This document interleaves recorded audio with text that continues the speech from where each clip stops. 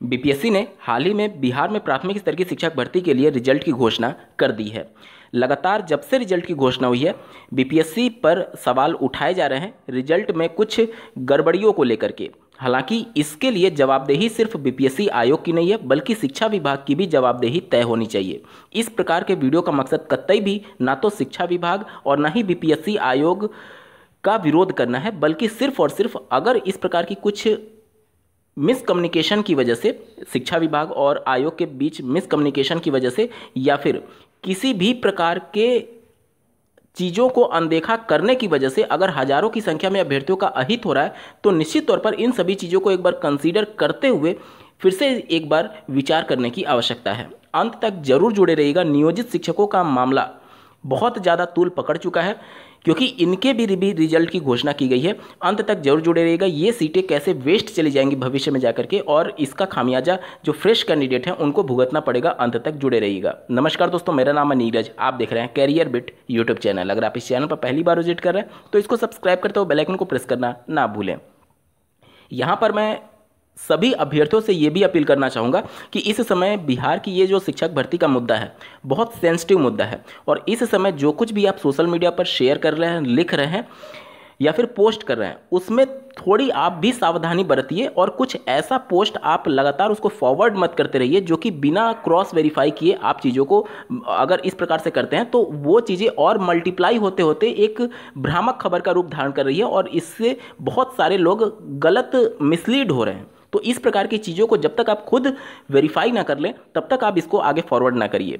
एक खबर चल रही है कि 40,000 नियोजित शिक्षक चयनित हुए हैं इस पूरी भर्ती प्रक्रिया में। देखिए, ये खबर जो है वो पूरी तरीके से निराधार है, क्योंकि 40,000 चयनित होने का मतलब ये है कि आवेदन भी उस हिसाब से आए होंगे। अगर आपने देखा होगा बीपीएससी का जब आवेदन लिए जा रहे थे तो उस समय आंकड़े निकल करके आए थे कि 65 से 70 हज़ार के आसपास नियोजित शिक्षक थे, वो उन्होंने आवेदन किया हुआ है।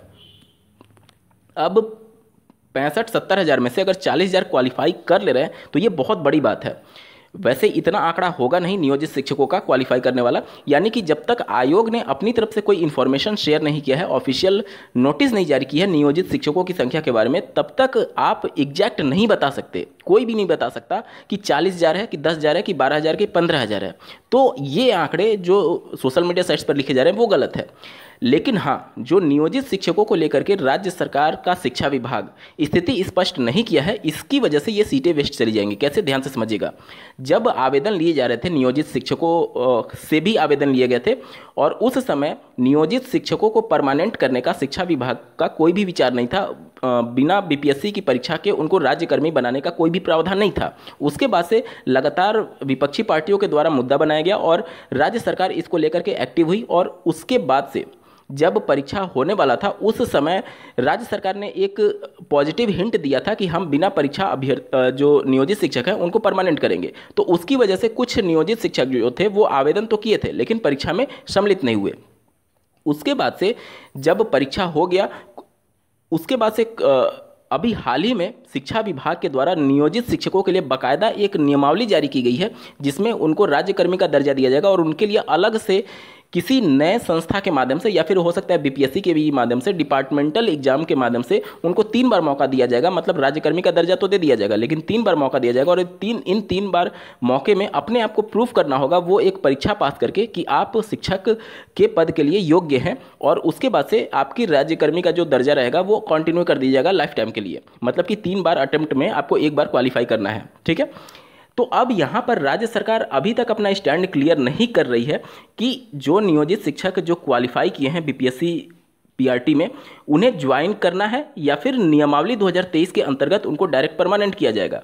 क्योंकि यहाँ पर नियोजित शिक्षक भी ज्वाइन करने से कतरा इसलिए रहे हैं कि मान लीजिए कि जो नियोजित शिक्षक हैं उनको अभी जिस जिले में है उस जिले में वो कंफर्टेबल सिचुएशन में होंगे, उनकी शादी हुई होगी, बच्चे वगैरह भी होंगे, सारी चीज़ें पारिवारिक तौर पर एक जिले से शिफ्ट होकर के दूसरे जिले में जाना, किसी भी एक जगह जो पहले से सालों से वर्क कर रहे हैं उनके लिए बहुत मुश्किल का काम होता है। अब नियोजित शिक्षकों के पास एक नियमावली है 2023 जिसके अंतर्गत वो अपने जिले के जिस विद्यालय में पढ़ा रहे हैं उसी में वो परमानेंट हो जाएंगे, उसी में राज्यकर्मी का दर्जा मिल जाएगा। तो कोई एक नियोजित शिक्षक जिसको बीपीएससी टीआरई के अंतर्गत वहाँ से 300 किलोमीटर 400 किलोमीटर 200 किलोमीटर अगर दूर जिला मिला हुआ है तो वो क्यों जाएगा वहाँ पर? सबसे बड़ा सवाल ये है। तो वो नियोजित शिक्षक तो उसने एक पद को छोड़ दिया, वो पद खाली चला जाएगा, वेस्ट चला जाएगा। दूसरी बात, यहाँ पर शिक्षा विभाग को क्लियर कर देना चाहिए कि नियोजित शिक्षक आखिर करे क्या। मान लीजिए नियोजित शिक्षक इस लालच में नहीं ज्वाइन करता है कि हमें हमारे ही स्कूल में परमानेंट करने का मौका मिलेगा, परमानेंट होने का मौका मिलेगा, लेकिन इन केस नियमावली जो जारी की गई, मान लीजिए बाद में उसमें कुछ ऐसे क्लॉज डाल दिए गए या फिर कुछ ऐसी कठिनाई डाल दी गई जिसकी वजह से नियोजित शिक्षकों के लिए थोड़ी भविष्य में कठिनाई हो सकती है। तो एक तो यहाँ पर नियोजित शिक्षक ने परीक्षा पास कर लिया, ऊपर से दूसरा वाला मौका अगर उधर हाथ से चला जाएगा तो नियोजित शिक्षकों के लिए भी स्थिति थोड़ी सी दयनीय हो जाएगी। मतलब कि यहाँ पर जो स्टैंड है राज्य सरकार को, वो बिल्कुल क्लियर कर देना चाहिए कि उन्हें ज्वाइन करना चाहिए नियोजित शिक्षकों को या फिर नहीं ज्वाइन करना चाहिए। यहाँ पर नियोजित शिक्षक खुद कंफ्यूज्ड है कि वो करे तो करे क्या। यहाँ पर ये सभी चीज़ें देखिए, शिक्षा विभाग जो है वो इस समय 2 नवंबर की तिथि पर सबसे ज़्यादा फोकस कर रहा है। 2 नवंबर को गांधी मैदान में नियुक्ति पत्र वितरित किया जाना है माननीय मुख्यमंत्री जी के द्वारा। अब इस तिथि पर सभी कार्रवाई को जबरदस्ती पूरा करने के चक्कर में ये सभी चीज़ें हो रही हैं। अन्यथा की कंडीशन में इतनी साफ सुथरे तरीके से बीपीएससी ने परीक्षा ली थी, अगर सही तरीके से समय लेकर के सभी पॉइंट्स पर डिस्कस करते हुए, सभी चीज़ों को कंसीडर करते हुए अगर रिजल्ट जारी किया जाता तो इस प्रकार का कोई भी विवाद नहीं होता। आपने जब आवेदन लिया था उस समय नियोजित शिक्षकों को राज्यकर्मी का दर्जा डायरेक्टली दिया जाएगा, इस प्रकार का कोई प्रावधान नहीं था। आपने जब रिजल्ट जारी करना था उससे 2-3 दिन 4 दिन पहले आपने नियमावली लेकर के आए, तो उसके साथ ही साथ आपको ये भी स्पष्ट करना चाहिए था कि जो नियोजित शिक्षक इस परीक्षा को पास कर चुके हैं उसको ज्वाइन करें या ना करें, क्या करना चाहिए या क्या नहीं करना चाहिए। तो इन सभी चीज़ों को लेकर के नियोजित शिक्षकों को वाला जो पूरा मामला है उसको लेकर के राज्य सरकार को स्पष्ट गाइडलाइन जरूर जारी कर देना चाहिए कि वो क्या करें। और कम से कम कुछ नहीं तो मान लीजिए 7,000, 8,000, 10,000, 12,000 जो भी आंकड़ा होगा नियोजित शिक्षकों का, वो चूंकि फ्रेश कैंडिडेट से भरा जाना चाहिए। क्योंकि यहाँ पर देखिए, उत्तर प्रदेश के जो शिक्षा मित्र का मामला था उनको भी फ्रेश कैंडिडेट के साथ 69,000 और 68,000 शिक्षक भर्ती में सम्मिलित होने का मौका मिला था, लेकिन उनकी सिचुएशन अलग थी। शिक्षा मित्र को फिर उनको परमानेंट या फिर राज्यकर्मी का दर्जा नहीं देना था, वो फ्रेश कैंडिडेट के तौर पर इसमें परीक्षा में सम्मिलित हुए थे। लेकिन बिहार में जो मामला है वो अलग है। बिहार में फ्रेश कैंडिडेट के तौर पर परीक्षा पास करके अगर वो राज्यकर्मी का दर्जा प्राप्त करते हैं, लेकिन अगर वो नहीं ज्वाइन करते हैं तो भी उनको परमानेंट किया जा सकता है, राज्यकर्मी का दर्जा दिया जा सकता है, क्योंकि उनके लिए अलग नियमावली आ चुकी है। तो उत्तर प्रदेश का मामला इससे अलग था, बिहार का मामला उससे अलग है। तो उन सभी चीज़ों को लेकर के नियोजित शिक्षक भी कंफ्यूज हैं। इसके अलावा जो अभ्यर्थी है उनका तो नुकसान हो ही रहा है, क्योंकि यहाँ पर देखिए अगर नियोजित शिक्षकों को उस नियमावली से परमानेंट कर दिया जाएगा तो इससे नियोजित शिक्षकों को भी फायदा है। फायदा ये है कि वो जिस स्कूल में, जिस विद्यालय में अभी पोस्टिंग है उनकी, उन्हीं विद्यालय में वो पढ़ाते रहेंगे और राज्यकर्मी का दर्जा उनको मिल जाएगा, कहीं भी दूसरे जिले में उनको जाने की नौबत नहीं आएगी।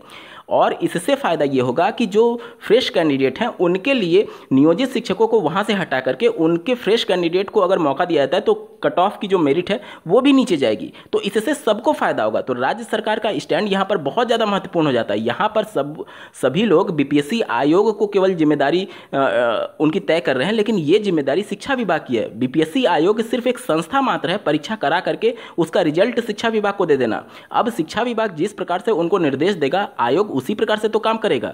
तो जितनी जवाबदेही यहाँ पर बीपीएससी आयोग की है उससे कहीं ज़्यादा जिम्मेदारी यहाँ पर शिक्षा विभाग की है कि नियोजित शिक्षकों को लेकर के अपना स्टैंड क्लियर नहीं कर रही है। अगर अपना स्टैंड क्लियर कर देगी तो नियोजित शिक्षकों को भी फायदा होगा और जो फ्रेश कैंडिडेट हैं उनको भी फायदा होगा, क्योंकि नियोजित शिक्षक अगर यहाँ से हटते हैं तो एक भारी संख्या में डीएलएड कैंडिडेट्स को इसका डायरेक्टली लाभ मिलेगा और कट ऑफ कुछ नीचे जाने की संभावना रहेगी। इस वीडियो को देखने के लिए आपका बहुत बहुत धन्यवाद। भगवान करे आपका दिन शुभ हो।